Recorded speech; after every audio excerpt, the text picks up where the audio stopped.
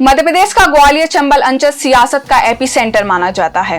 ऐसा इसलिए क्योंकि यहाँ की राजनीति पूरे प्रदेश भर को प्रभावित करती है और अब चुनाव की तारीखों का ऐलान भी हो गया है। ऐसे समय में तो यहाँ का माहौल देखने को बनता है क्योंकि सभी राजनीतिक पार्टियां वोटर्स को रिझाने के लिए पूरी दम लगा रही हैं। और अगर सत्ताधारी पार्टी की बात करें तो ग्वालियर चंबल अंचल में भारतीय जनता पार्टी के लिए चुनाव से मतदाता को रिझाने तक सीमित नहीं है, बल्कि अपनी ही पार्टी में बगावत रोक पाना उससे भी ज्यादा चुनौतीपूर्ण साबित होगा। आपको बता दें कि टिकट वितरण के साथ ही बगावत के स्वर उठना शुरू हो गए हैं।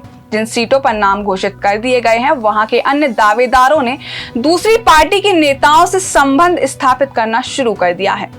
आखिर कौन सी सीट पर कौन से नेता बगावत कर सकते हैं, ये जानते हैं इस रिपोर्ट में विस्तार से। नमस्कार, मैं रिद्धि, आप देख रहे हैं प्रदेश तक। नेताओं के मूड का विश्लेषण आज हम इस रिपोर्ट में करेंगे। पहले बात अगर भिंड की जाए तो भिंड के मौजूदा विधायक संजीव कुशवाहा बीजेपी से टिकट मिलने की उम्मीद लगाए बैठे हैं और इसी के मद्देनजर पूर्व विधायक नरेंद्र सिंह कुशवाहा भी प्रबल दावेदार हैं। ऐसे में जिसको भी टिकट मिला तो दूसरा बीएसपी, सपा या आम आदमी पार्टी से चुनाव लड़ने की तैयारी में है। फिर से कुछ ही दूरी पर स्थित मेहगांव की बात करें तो वहां मंत्री ओपीएस भदौरिया यहां से विधायक हैं। उसके उलट पूर्व विधायक राकेश शुक्ला यहां की मजबूत दावेदारी के मूड में हैं। प्रदेश उपाध्यक्ष मुकेश चौधरी का नाम भी चर्चाओं में आने लगा है। बस देर अब टिकट आने का है। जिन जिन दावेदारों को उम्मीद के मुताबिक रिजल्ट नहीं मिला वह नेता बगावत के सुर छेड़ सकते हैं। वहीं अगर केंद्रीय मंत्री नरेंद्र सिंह तोमर के संसदीय क्षेत्र की बात करें तो पार्टी ने यहां रघुराज सिंह कंसाना को प्रत्याशी बनाकर एक बार फिर उन पर भरोसा जताया है। लेकिन इस सीट से पूर्व मंत्री रुस्तम सिंह अपने बेटों को टिकट दिलाने के लिए पूरी ताकत से लगे थे। ऐसे में पार्टी के समीकरण यहां भी बिगड़ सकते हैं। ऐसा माना जा रहा है कि बीजेपी में ये आंतरिक कलह सिंधिया समर्थकों और बीजेपी के मूल कैडरों के बीच खींचातान के चलते हो रहा है, क्योंकि केंद्रीय मंत्री ज्योतिरादित्य सिंधिया के बीजेपी में आने के बाद उनका लाभ तो पार्टी को मिलेगा, लेकिन उनके समर्थक कहीं ना कहीं पार्टी की मुसीबतें बढ़ाएंगे। जहां से सिंधिया समर्थक प्रत्याशी बनाए गए हैं वहां पार्टी के मूल कार्यकर्ताओं के स्वर बदल रहे हैं।